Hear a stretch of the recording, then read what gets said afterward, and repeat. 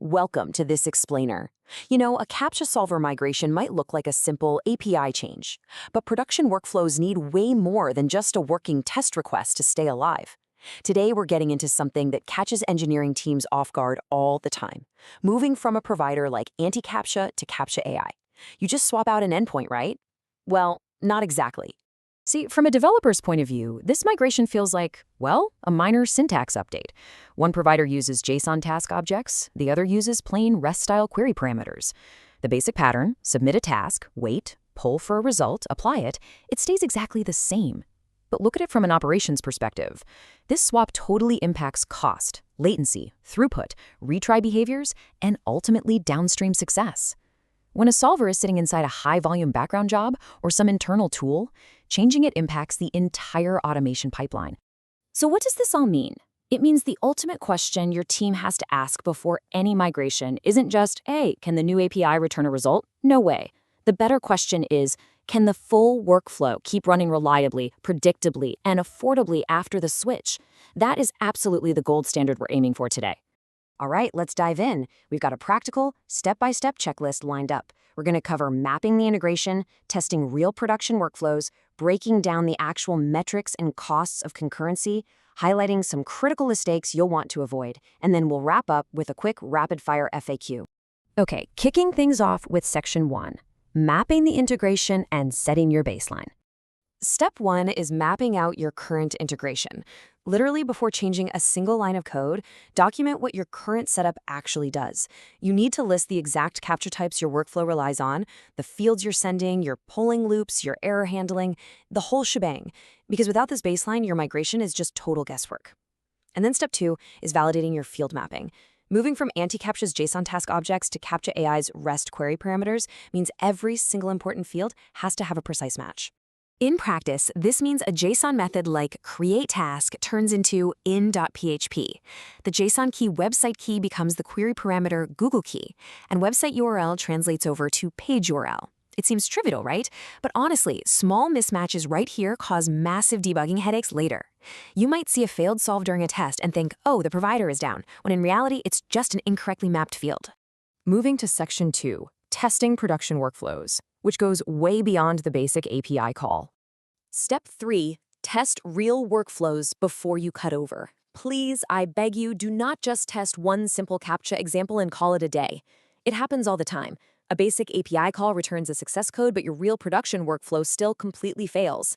You've got to test the actual session behavior, proxy behavior, timeouts, and downstream acceptance.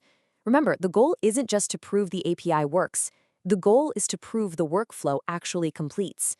Which brings us to Step 4, measure the right metrics. Start with first solve latency in both normal and peak conditions, not just a baseline average. Testing matters so much because your new provider might handle things a bit differently or even offer expanded capabilities. For example, while anti-CAPTCHA covers standard types and turnstile pretty well, CAPTCHA AI expands that coverage. They actually support the full-page Cloudflare challenge, which returns a CF clearance cookie, as well as BLS multi-image CAPTCHAs and custom grid select challenges. So testing just makes sure your workflow takes full advantage of the specific challenges your targets are actually throwing at you. All right, Section 3, metrics, costs, and concurrency. Let's do the real math. If you take away just one single phrase from this explainer today, make it this: downstream acceptance rate. It is absolutely the ultimate metric. Think about it. Receiving a solved token from your provider is literally useless if your target workflow rejects the result after you apply it. A token is really only as good as the completed workflow it enables. Make sense? So, Step 5 in our checklist: model your costs by concurrency and outcome. CAPTCHA AI shifts the billing model from per-solve pricing to thread-based pricing. This is a real game changer because you aren't just asking how many solves happen this month anymore. Now you have to ask how many CAPTCHA tasks are in flight at the exact same time. And Step 6 is assigning operational ownership. A safe migration needs clear owners, like who owns the monitoring, who validates the trial, who updates dashboards, who decides when to cut over, or, when to roll back if that downstream acceptance drops. Let's put that into perspective. With a linear per-solve model like anti-CAPTCHA's published rates, 1 million solves is going to run you around $1,800. But with CAPTCHA AI's thread-based pricing, say 50 concurrent threads, which allow unlimited solves per thread, that exact same volume costs $90. And if we push that to 10 million solves, That linear model jumps up to $18,000, while a 200-thread plan on CAPTCHA AI sets at just $300. Thread-based pricing creates a completely flat scaling curve. So, what does that math actually give us? Up to 98% savings at scale. That's insane, right? When you model your costs by concurrency rather than sheer total volume, the financial difference is absolutely massive. It completely changes the way you can budget for your automation pipelines. Which brings us to Section 4, Migration Mistakes to Avoid. This is our reality check. All right, here are the top 5 mistakes you absolutely need to avoid. 1. Treating a REST migration as only a syntax change. It is an operational change, for sure. 2. Testing only a sample request instead of a full workflow path. 3. Measuring returned results but totally ignoring that crucial downstream acceptance rate we just talked about. 4. Ignoring CAPTCHA coverage. You've got to make sure the specific types your targets use, like BLS or enterprise flows, are validated. And 5. Skipping your rollback planning. Guys, even a super simple migration needs a recovery path. And finally, Section 5, Quick Migration FAQ. Let's do this rapid-fire style. First question developers always ask, hey, we're moving to a simpler REST API. Does that mean the migration is automatically safer? Well, the short answer is no, not automatically. Sure, it significantly reduces the code complexity and request plumbing, which is great, but the risk absolutely remains. Diligent field mapping, full workflow testing, and active monitoring are still completely mandatory to ensure your operations don't break down.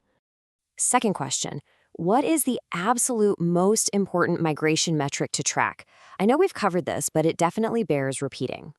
Downstream acceptance rate. Once again, success is defined by the full workflow actually succeeding and moving forward after the solved token is returned. Don't let yourself be fooled by high API success rates if your final target is still blocking the request. And our final crucial question, should teams just cut over all their production traffic at once? Absolutely not. First things first, run your systems in parallel. CAPTCHA AI actually offers a 3-day free trial specifically so you can run parallel tests on real targets without even touching your live production traffic. Second, keep fallbacks.